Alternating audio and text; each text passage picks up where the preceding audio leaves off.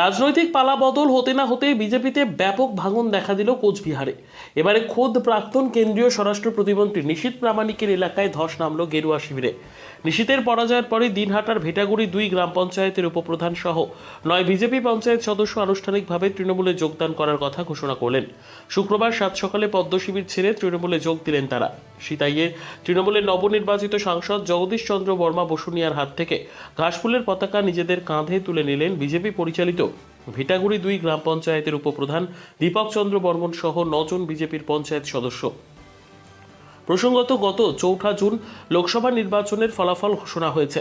সেই ফলাফলে কোচবিহার লোকসভা আসনে বিজেপির প্রার্থী তথা প্রাক্তন কেন্দ্রীয় স্বরাষ্ট্র প্রতিমন্ত্রী নিশীথ প্রামাণিককে পরাজিত করে জয়লাভ করেন তৃণমূল প্রার্থী জগদীশ চন্দ্র বর্মা বসুনিয়া।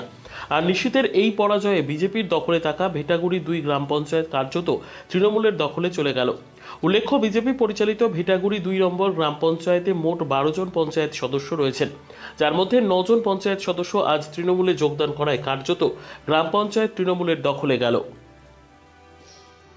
কারণ যারা এখানে আজকে আসছে তারা অনেকেই একসময় আমাদের তৃণমূল কংগ্রেসে ছিলেন এবং কোনো কারণে তারা আমাদের দল থেকে বা টিকিট না পাওয়ার জন্য বিজেপিতে গিয়ে যোগ দিয়েছেন এবং একটা সময় ভেটাগুড়িটা বিজেপির একটা দুর্গ তৈরি হয়েছিল এবং যেভাবে মানুষের উপর ভয় দেখিয়ে তাদের জোর করে বিজেপিতে নাম লিখিয়েছিল, আজকে তারা বুঝতে পেরেছে যে নিশীথ প্রামাণিক যেভাবে মানুষের উপর অত্যাচার করেছে, এমনকি দলীয় যারা কর্মী এখানে উপপ্রধান সহ অনেকের কাছে শুনলাম যে ওদেরও এলাকায় পঞ্চায়েতদের উপপ্রধানকে এমনকি তাকে শারীরিকভাবে নির্যাতন করেছে বিজেপিরই সদস্যরা। অর্থাৎ অঞ্চলটাকে 3 জনে মিলে তারা চালাতো এবং বকলমে নিশীথ প্রামাণিক যেভাবে কথা বলার সেইভাবে তারা কাজ করতো। অর্থাৎ অ্যাকচুয়ালি যেটা বলেছিলাম যে গুন্ডা রাজ, সেটা ভেটাগুড়িতে চলতো। আজকে তারা সেই গুন্ডা রাজের অবসান হয়েছে, তারা খুশি হয়েছে। তাই আজকে সকাল সকাল উপপ্রধান সহ 9 জন বিজেপির পঞ্চায়েত সদস্য তারা এসে আমার কাছ থেকে, আমার হাত থেকে তারা তৃণমূল কংগ্রেসে যোগ দিলেন। এখানে তৃণমূল কংগ্রেসের যে অঞ্চল কনভেনার এবং দুজনেই আছে জয়েন্ট কনভেনার পরমানন্দ বর্মন এবং সুনীল চন্দ্র রায় সরকার, তিনিও আছেন সুনীল সরকার। আমরা তাদের উপস্থিতিতে তাদের দলে অন্তর্ভুক্ত করে নিলাম।